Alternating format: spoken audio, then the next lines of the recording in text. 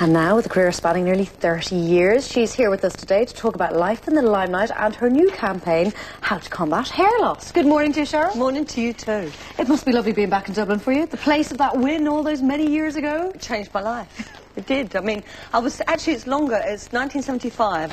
I turned professional, so it's longer. It's 33 years. Blimey, 33 years. Don't think about that. Anyway, don't think about the years. But Dublin changed my life. Those 3 minutes, making your mind up, ripping the skirts off. Without it, you know, what would I have been? I wouldn't have married my husband. I wouldn't have my kids. My life would have been completely different. It is still. Right.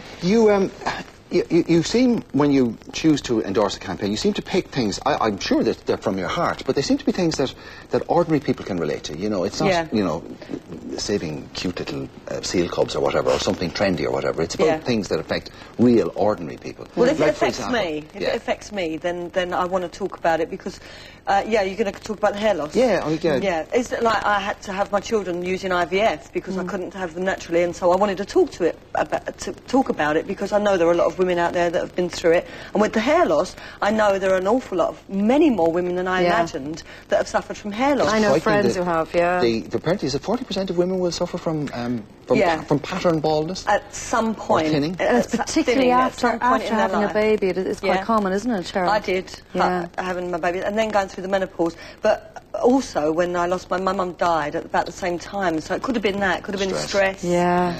You know, some people it's diet, you know, so I wanted to talk about it. It's devastating for women, isn't it? It is devastating, and you think you're the only one on the planet that's suffering from it, you know, and I wanted to come out and say, hey, look, it happened to me, it happens to many, many women, you know, but you think when you look in the mirror, you hate yourself, you know, it's really...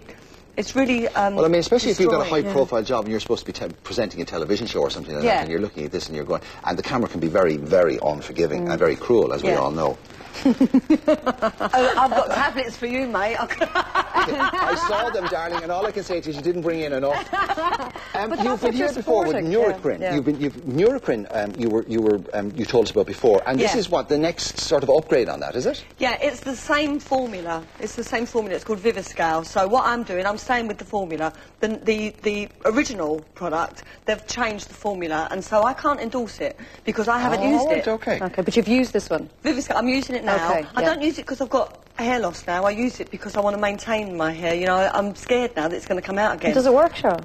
It does work. It worked for me. You know, it worked for me originally, and Viviscal's got the same ingredients as the original product. And is it a tablet that you pop? Yeah, it is totally natural. There's nothing nasty in it. It's marine extract and I don't know, other stuff. Whatever's in it works for me. Yeah, exactly. How bad did it get for you?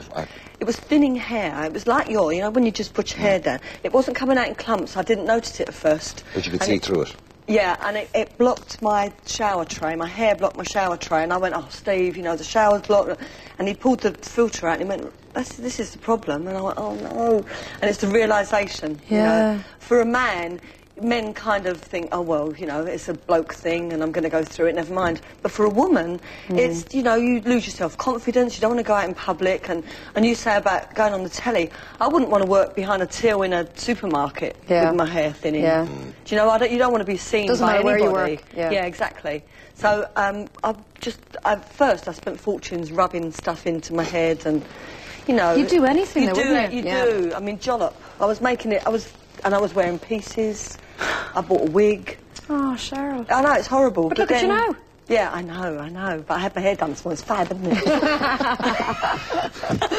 Well, there you go. You're recommending the product? Viviscal. Viviscal, yeah. Okay, well, listen, it's a pleasure, as always, to talk to you. Thank you. It's great to be here. You're always welcome. Thank you You're very always much. welcome indeed, Cheryl. Thanks very much.